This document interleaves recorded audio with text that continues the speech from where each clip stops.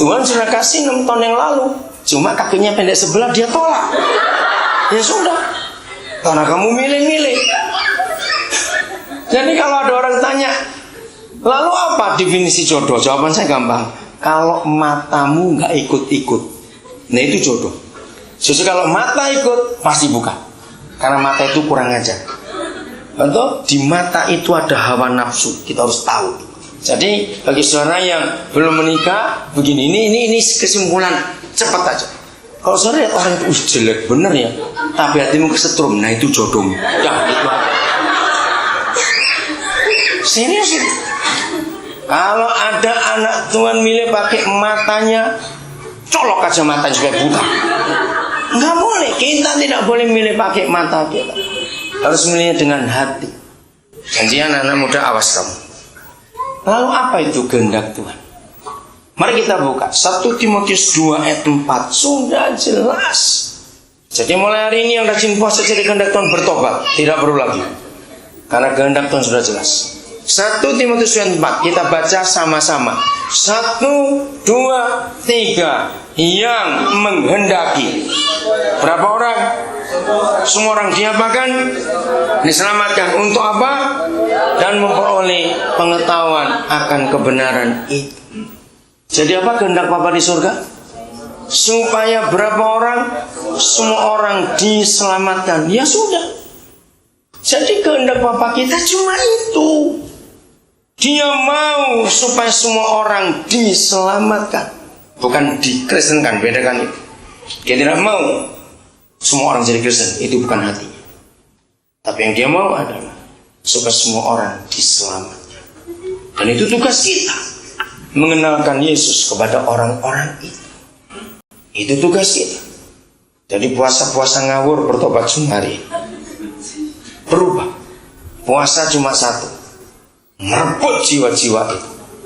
Kita perang dalam doa puasa, minta Roh Kudus menjamati orang-orang itu, minta hikmat.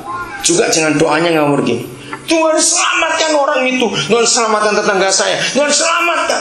Itu doa paling kurang ngajar sedunia, saudara. Loh, salahnya di mana? Coba renungkan. 2000 tahun yang lalu, waktu Tuhan kita mau naik ke surga, masih ingat? Dia pesan apa kepada gereja? Pergilah kamu. Kemana? Ke seluruh dunia. Beritakan Injil itu. Jadikan semua bangsa murid. Nah, 2000 tahun lalu dia merintah begitu. Pergilah kamu. Kurang ajarnya kita, setelah dia mau datang lagi, kita perintah, selamatkan Tuhan, selamatkan Tuhan. Untung Tuhan gak tersinggungan seperti saya. Kalau Tuhan kayak saya tempelin semua ini. Aku nyuruh kamu, sekarang kamu nyuruh aku.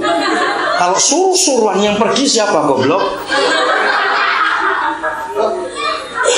Betul nggak? Yang pergi siapa kalau begini?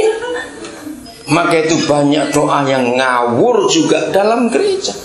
Salah satu contoh doa yang salah lagi, bertahun-tahun sudah larang, tapi gobloknya para pendoa dan gereja itu. Apa yang salah? Berkati pemerintah kami Tuhan.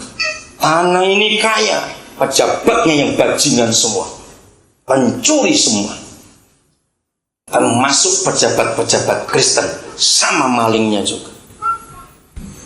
Lihat, negara kita negara yang paling aneh sedunia. Tidak ada negara di dunia seperti di Indonesia. Jaksa dan hakim duduk di kursi terdakwa, itu cuma di Indonesia. Itu berita tiap hari kita dengar.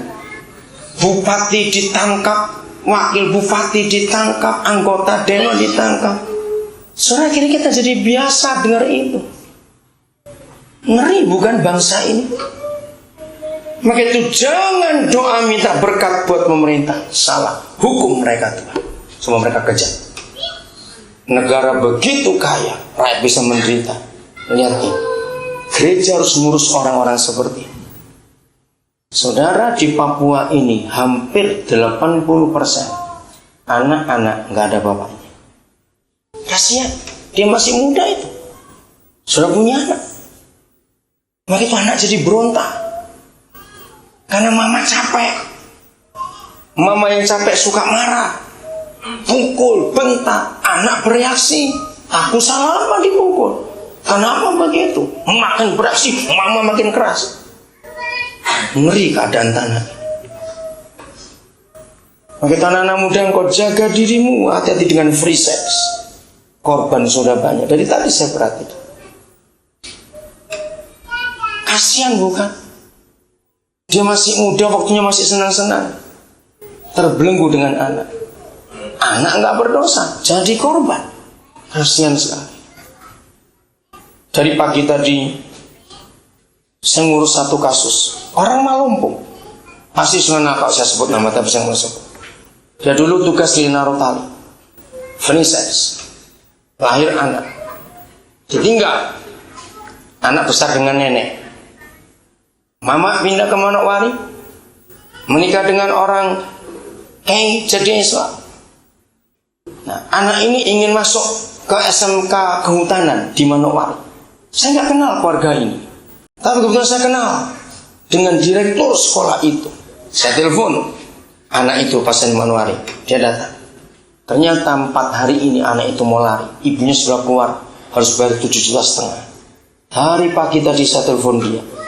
Waktu saya sini saya terima SMS, tetap ngamuk anak ini. Kenapa? Karena terpisah dari neneknya yang dari kecil merawat. Dia nggak tahan. Dia tinggal dengan bapak tiri. Dia nggak tahan. Baru berapa hari. Inilah korban dari kegoblokan kita. Maka itu mari saudara, firman ini kita pakai. Jangan sibuk ibadah. Maaf saya pakai kata. Urus orang-orang yang sebagai saudara Yesus itu.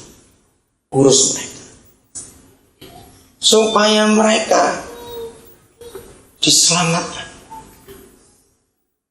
Jadi sekarang kita tahu apa itu kehendak Tuhan. Jawab, apa kehendak Tuhan? Supaya semua orang diselamatkan, bukan yang lain. Kita harus serius mengerjakan itu. Bagian terakhir, untuk meyakinkan saudara bahwa Kristen bukan agama. Kita lihat ayat ini, Lukas 11 ayat yang pertama. Kristen bukan agama. Pada suatu kali Yesus sedang berdoa di salah satu tempat. Saudara, agama tidak boleh begini. Kalau disebut Tuhan Yesus, kalau sembahyang itu pada suatu kali, berarti tetap nggak waktunya atau semau-maunya. Pada suatu kali, cepat jawab. Artinya apa suatu kali? Tetap atau bebas? Bebas. Agama itu tidak boleh sembahyang semau-maunya. Hari-hari ini sudah dengar di TV, ada agama sedang berunding untuk menentukan detiknya. Jadi ada agama-agama kalau sembahyang itu nggak menghitung jam dan menit, detiknya pun dihitung. Pernah tahu nggak? Ada banyak agama seperti itu. Nah, kenapa? Sebab kalau kecepatan 1 detik, Tuhan sudah pergi.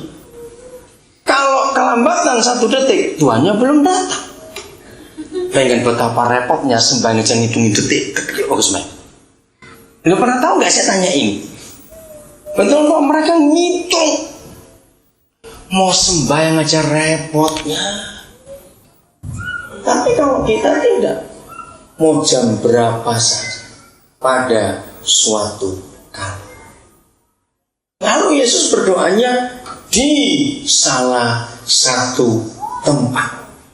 Agama tidak boleh berdoa di sembarang tempat. Apalagi saksi Yehova. Saudara, kalau ketemu saksi Yehova, mereka itu mati cuma satu hal. Mari kita berdoa.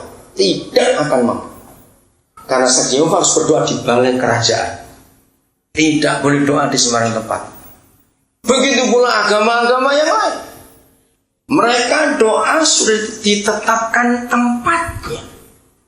Nah sekarang kalau Tuhan Yesus berdoanya seperti ini pada suatu kali di salah satu tempat, dia bukan pendiri agama. Oke?